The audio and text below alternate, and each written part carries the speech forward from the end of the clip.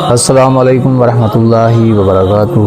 رمضان کا مہینہ جس میں قرآن اتارا، لوگوں کے لیے ہدایت اور رہنمائی اور فیصلہ کی روشن باتیں، تو تم میں جو کوئی یہ مہینہ پائے ضرور اس کے روزے رکھے، اور جو بیمار یا سفر میں ہو تو اتنے روزے اور دنوں میں اللہ تم پر آسانی چاہتا ہے اور تم پر دشواری نہیں چاہتا، اور اس لیے کہ تم گنتی پوری کرو اور اللہ کی بڑائی بولو اس پر کہ اس نے تمہیں ہدایت کی اور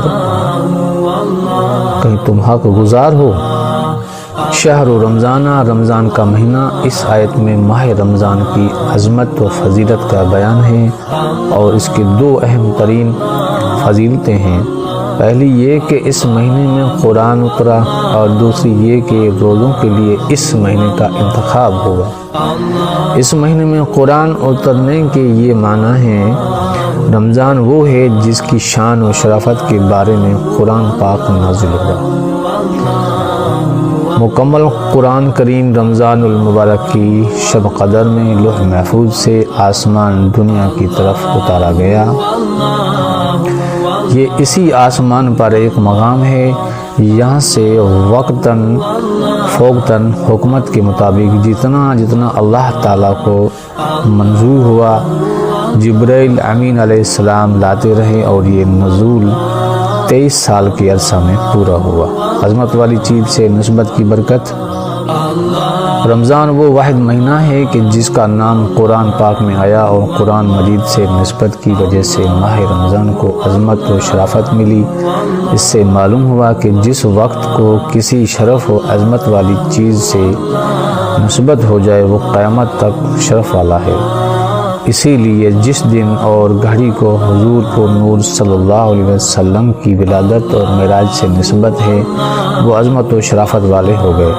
جیسے حضرت آدم علیہ السلام کی روز جمعہ پیدائش پر جمعہ کا دن عظمت والا ہو گیا، حضرت یحییٰ علیہ السلام کی پیدائش وصال اور زندہ اٹھائے جانے کے دن پر قرآن میں سلام فرمایا گیا۔ اسی طرح حضرت عیسیٰ علیہ السلام کا اپنی پیدائش وصال اور زندہ اٹھائے جانے کے دن پر سلام فرمانا قرآن میں مذکور ہے۔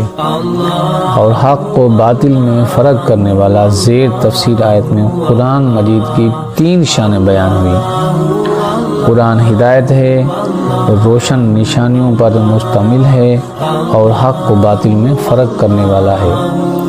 قرآن شریف کے 23 نام ہیں، اور یہاں قرآن مجید کا دوسرا مشہور نام فرقان ذکر کیا گیا ہے۔